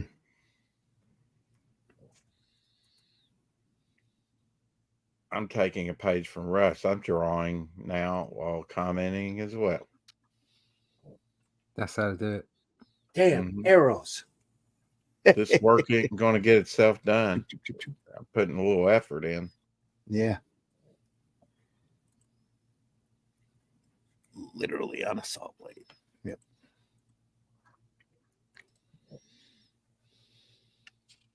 He definitely favors the crimson and the purple combination.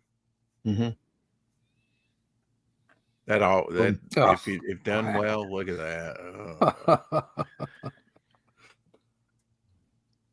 Again, Hey, yeah, I figured out the other artist, the first Buscema ripoff guy, Oh yeah. Benito Gallego. Okay. Yeah, he was before this Torres guy. Torre. Could be Italian or also- Filipino. I think he's Italian, and yeah, it's funny that he got overshadowed by somebody else doing the same thing, Yeah. imitating Buscema. Oh Sure, God, why he not? is. No, He's well, blimey. Are you looking at Benito? Yeah. Yeah, Benito Gallego. virus. I was approached by his agent easily 10 years ago. Yeah. Oh. And I said, thanks, but no thanks. Because I just figured I was going to get really criticized for Hammered for it. Yeah. using this guy. Yeah. Probably, Well, yeah. to be perfectly honest, it's like what they've done. He's not that great though. Sorry. No, he isn't. He He isn't. isn't that great. I mean, it's obviously an ape. Whereas Torres' stuff is a little bit more on the nose, I think. Yeah, a and little bit also finer crafting as well. Yeah, Torres is a better storyteller as well. Yeah. Mhm. But yeah, I think there's a bit of a zeitgeist at the moment, and it's growing. It's like we've got this kind of backlash towards current entertainment and towards current comic books, mainstream comics or corporate comics, and people are looking for those. They're looking for outlets, and like Titan because Blaze did really well with the Sumerian. Yeah. And Titan jumped on that and thought, right, okay, there's a market here. Yeah. And they jumped straight into it and thought, well, who can we use? And they found someone to literally pick up on that sort of requirement for those old stories, the way that it's done. And they picked him out, which they did a brilliant job of picking him out. But they can get away with it because they're so big. But the rest of us wouldn't get away with it. Would be accused of, I think you're right. plagiarism. And what I find so interesting is that in the past, there have been many artists who have at least started out by imitating other artists, but I don't ever remember seeing an artist imitated so closely by two different artists. Yeah. No, I don't. No, I 100% with you. I've not seen. I have to disagree because there was a time period there when everybody looked like Jim Lee to me. Oh well, everybody. Yeah. Okay, everybody you're everybody absolutely attempted. Right. Yeah. Everybody attempted to look like Jim Lee. Yeah. Even I did that when back in the day. Okay, everyone attempted to, but no one really pulled it off. Yeah. Whereas Torres he's pulling it off. Yeah, and Randy needs to take a look at Benito as well, because this is just you'd look at it and you'd go, what happened to Big John? He can't really do it anymore. That's definitely him, but something's wrong. Yeah. No, it's not John. It's not John. What's his name again? Benito Gallego. Yeah, it's Benito. 2 L's, 1 G. Yeah, got it. Yeah. I mean, it's not, it's not awful. No, it's good stuff. No, if John Buscema had never existed, you'd go, this guy looks really good. Yeah, yeah.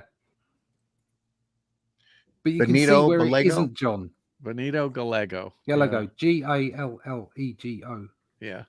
Yeah. There's quite a lot of his art out there. He's still represented by the same agent. Right.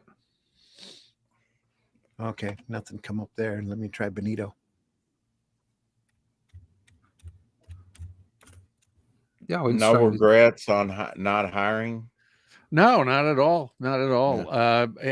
His price probably would have been reasonable at the time, but right. And then he hadn't really been published yet. And then right after that, he started getting published, I think, in the black and white magazines published by Warrant, not to be confused with Warren. Yeah. I've got a Benito Gallego here, Gallego. Yeah. Mm-hmm. He's Mexican. Okay. Right, there you go. And his stuff looks his stuff doesn't remind me of Buscema at all. You should You're see kidding. this.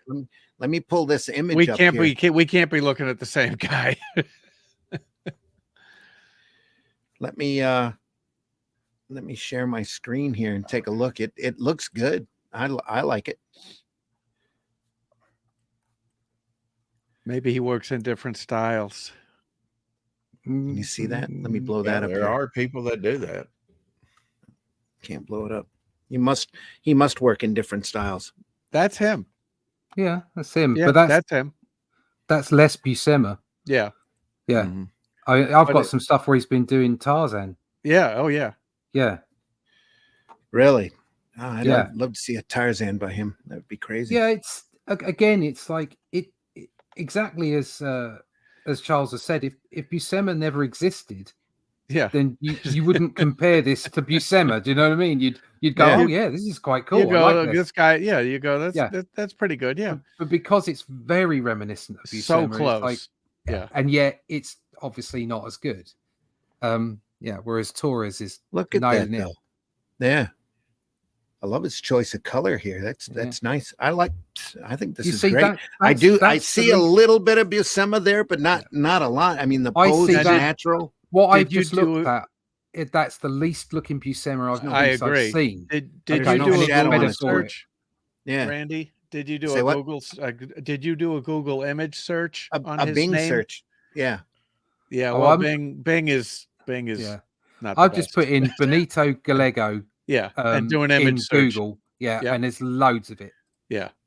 That's what I popped this up in Google. That's the first thing that popped up, and I'm like, oh, that's pretty It's a wild. perfect image here. Yeah, that didn't even come up for me in a Well, Google image even with search. Let me look here. even with imitator artists, your true self is going to come through. I think on some stuff. Eventually. Yeah. When you just let yourself. Well, yeah, go. but this guy's been at it for 10 years. Right. Here, look And at this. he's made There you now go. people want Oh, him no. to look like this because that's his trademark. Yeah, because that's the thing. I yeah. do think he's making a conscious effort to get away from that look, though, because it's here it is again. Let me find this. Where is it? I got a bigger one here. That's what she said. Anyway, Randy, be better. Be better. That's what he said. there. How's this? I know you want it to be true, but Again, you're finding the most That's the second thing that popped up on Bing. Yeah. It's Look at that. I've got loads of here. Look, put me up. That's Yeah. That's not terrible stuff here. Put me up. Put me up. do All right, Russ. That's what you said too. There you go. Look, that's what we're talking about. Yeah. And that Look at that. it's Oh yeah, reminiscent. yeah. That's. It- Are you sure it's not reminiscent. Buscema? That's what that looks Yeah. like. Yeah. It's Yeah. reminiscent, but it is nowhere near as No. good. Okay. Okay. Yeah. Whereas Now Torres. see, he's got the He's- raw feel of Buscema working here. That's even that. Look at that arm. That arm's horrible. Yeah. On whereas Tarzan. Torres is nailing it. Do you Yes. see what I'm saying? Right. Yeah. Yeah. Yeah. I'm done. I've had enough of that. Yeah. Yeah. Meanwhile, back to the good stuff here. Yeah. Meanwhile, back to the good stuff. Yeah. There's a reverse angle on the tower from the worm's eye view. Yeah. A lot of mayhem there. Sketchy guy in the house. Sketchy. Hope you're doing well. Sketchy guy, Nevada. what do Sarah you says think his about that outfit guy? He's Looks a like he little has sketchy. herpes. What the deuce? Yeah. What? Oh my! I've worked in a big university health center with no judgment about seeing how that looks. ROFL. Yeah, okay. What this looks great to me. Mm-hmm. Love that stance there. Looks like it's real reminiscent of who is that? Don Lawrence, the guy who does Trigon Empire here Mm. and some of this. It's a similar paint- kind of color painted work, look. isn't it? Yeah. Yeah. Having those flying creatures down below, in the middle, and way up top really helps with the depth of field. Yeah. The initial pick before this one. That buzzsaw look again. Arrows. Yeah. Here and here. Now we face our true enemy, not mere slaves. Push on. Show those flying scum the wrath of men.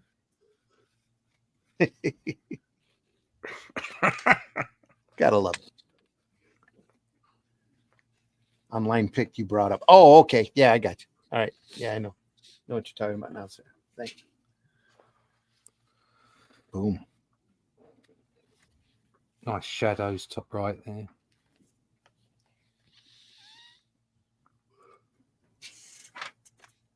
Yeah.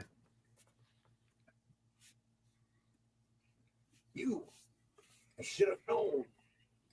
Should have known. Dastardly evil grin there. We strike with the saw iron hand.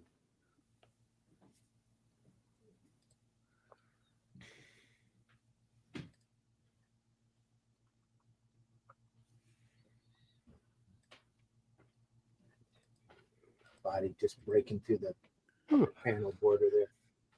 This one here too. Sweet.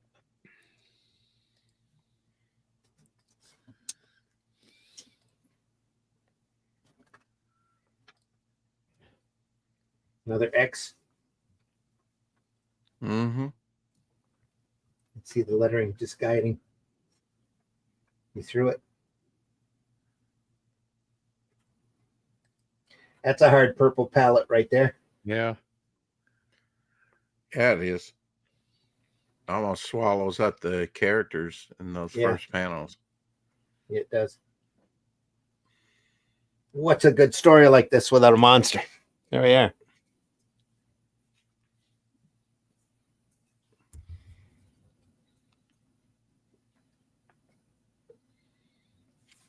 No problem. Yes, great shadow work.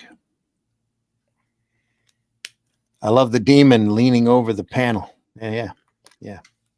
So we're just pointing out. Last panel, first page looks a lot like Neil Adams. Same thing. The up close face. Yeah, there's lots of it in there. Yeah. I mean, I'd say that in a good way. It's just, you know, I see reminiscent stuff of, you know, from. Mm-hmm.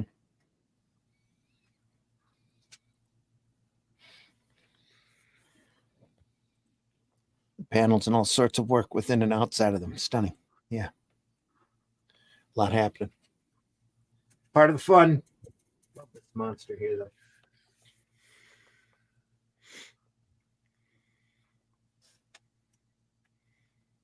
Another X.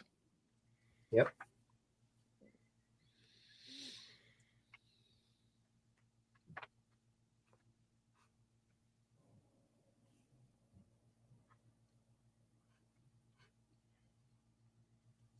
Jumping in, getting splurged. Is that an eclipse? It's cutting into him. Yeah.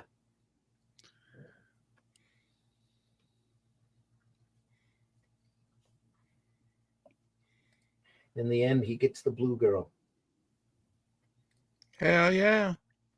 Just like Kirk. Just like Kirk. Yes. Yeah. What is this thing you call a kiss? Get your knickers off and I'll tell you. Sarah says exactly, it works. Life and battles don't happen in clean panels. This adds to the chaos. What's going on? Major props. Yeah. And Yodam here says, to read the meter. Noise. Yep. I'm just here to read the meter, love. Yeah. Could you show me again? Show me where the slot is. Oh, that was too on the money. No time for the old in out.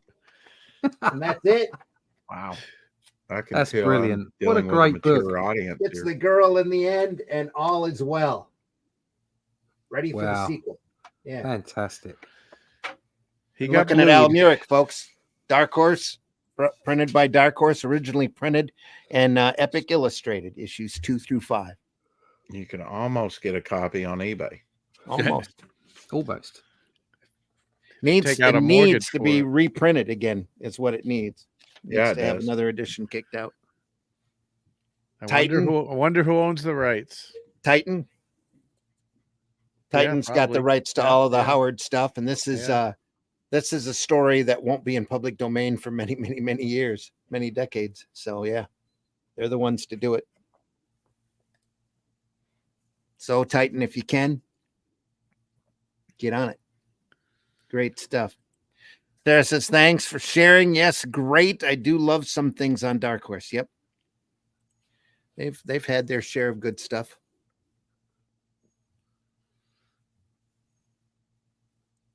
Superb. Yodam says, thanks.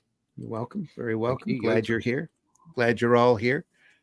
We still only have one love, though, so feel free to hit that like button if you're on a platform that'll allow that. If you're over on YouTube and you're watching on Indie Comics Network, you can always send us some stars. Or if you can, super chats. I don't know if you can super chat us yet or not, but we are monetized over there. So every bit of money that ICN gets from this all goes to the upkeep of the channel. And there's a lot of great programming over there that we like to do. So Hey, they let me on. there you are. ALMURIC, folks. Robert E. Howard, adapted by Roy Thomas, Tim Conrad. Great, great, great stuff. He's done a few things. Roy, yeah. Yeah. Roy wrote quite a few. Says says refresh if you're on YouTube, you'll see more likes. Yeah, but yes, to all the platforms. Absolutely. Thank you so much, folks. Deeply There's appreciate not it. everybody that can say that they've influenced generations of people, but I think Roy could probably lay claim to that, although he'd probably be too humble to do so. Mm-hmm. He would probably say, he's just following in the steps of some giants himself, which, isn't that all of us? Yeah. Yeah. Another excellent show, folks. Thank you. Thank you, Levi, for popping in. Appreciate everybody stopping by. We show this stuff off because we love it. And Roy was a bigger influence on me than Stan. Yeah. And Conan #24, The Song of Red Sonja, that's the comic that made me want to be a comic book writer. Well, there you go. Yeah. Thank you, Roy. Yeah, thank you, Roy. Absolutely. Everybody, we want to tell you thanks so much for popping in and watching the show. If you enjoyed this show, make sure you tell your friends. We're here every Sunday morning at 9 a.m. Lots more great stuff to show you. Lots more stuff going on. There's so much great comic book work. We will never get through it all. So what are we looking at next week? Do we know? I have no idea. Okay. No, we don't know. It's a magical mystery tour. It's a magical mystery tour. More than likely, it could be the Sumerian Volume 1. Yeah. It's gonna be barbarian based, whatever. It'll be barbarian, yeah. Biased. Sumerian Volume 1, probably. Nice stuff. Very different looking material. Ablaze does some phenomenal volumes. So we hope that you stick around for that next week. Rex, tell folks how they can find you. Oh, YouTube, Instagram, YouTube Daily. Just look under Devil Flyer on X, Devil Flyer Momentum, and on Fun My Comic and Indiegogo, my Ashcan. All right. Two books out there right now too. I canceled Charles on Indiegogo. Okay. Yeah. Yep. Indiegogo and Fun My Comic. Thanks for having me on. Thanks for coming on. Always appreciate you being here. Charles, tell folks how they can find you. Seek and ye shall find. I am out there. And if you reach out to me, I'll give you some free PDFs. One is a preview of the first Rammer, which you see behind me. And also available is a free PDF for the second issue, which is coming out the 27th of this month. Rammer is a master thief in a future police state. So go to Amazon and spend some money.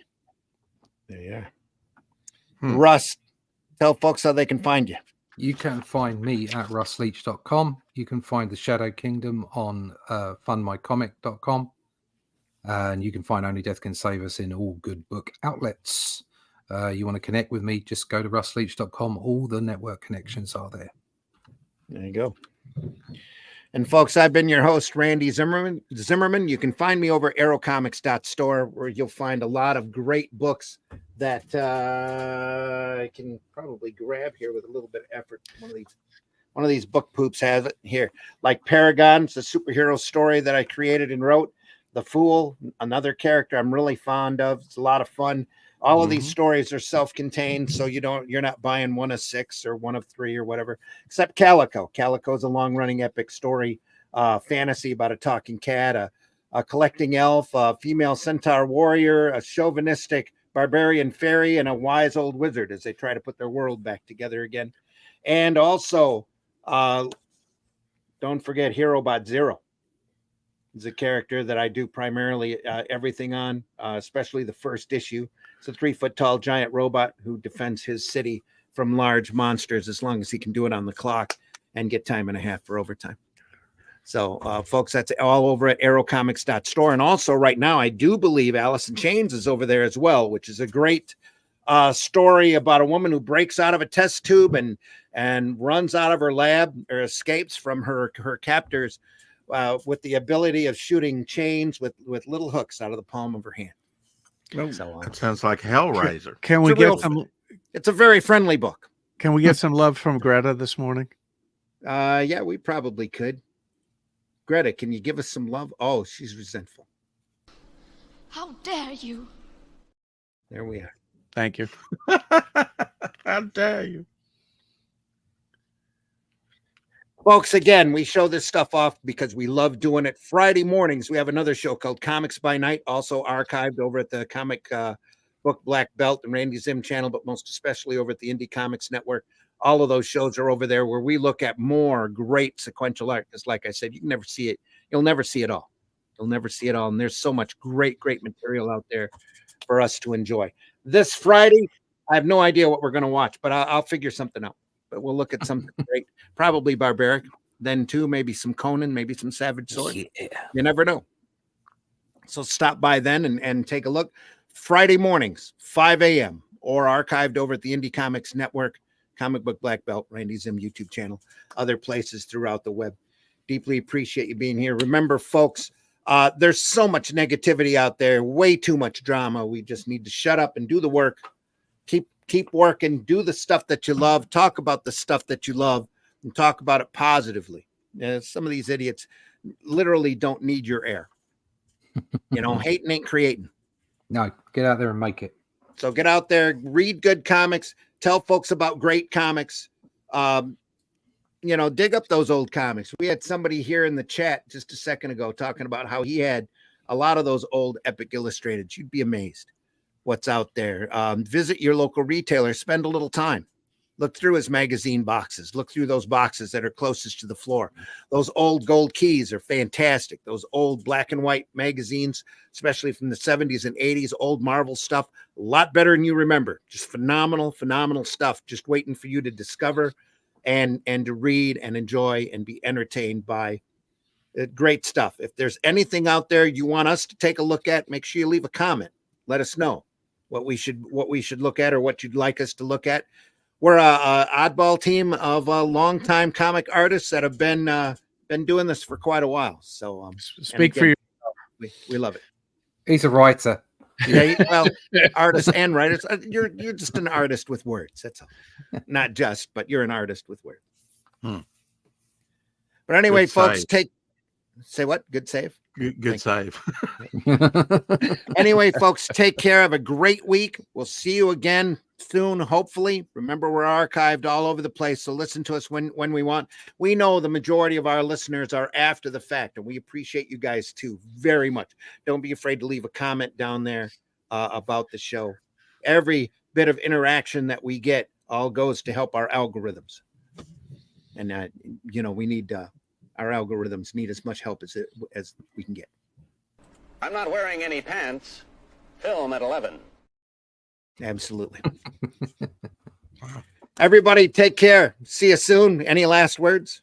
Buy alternative and independent comics, especially ours. Yeah, that's it. Check out fundmycomic.com. The Shadow Kingdom, well worth your time. See, it's going to be a great product, folks. I can't recommend it enough. We'll see everybody soon. That's it, Tanya. Rock on. Take care, everybody. If you look at something and there's nothing there, what's the difference of figuring out what it was in the first place? Holy shit. That is the craziest thing I have ever seen. And I'm Dennis Quaid, and Dennis Quaid has seen some shit.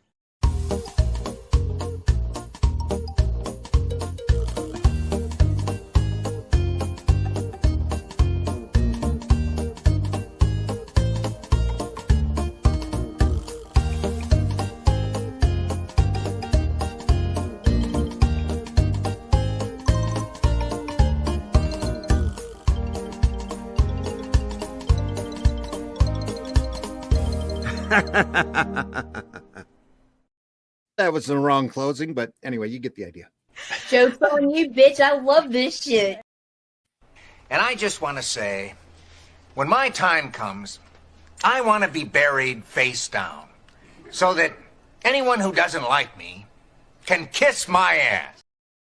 Taste the biscuit. Taste the goodness of the biscuit.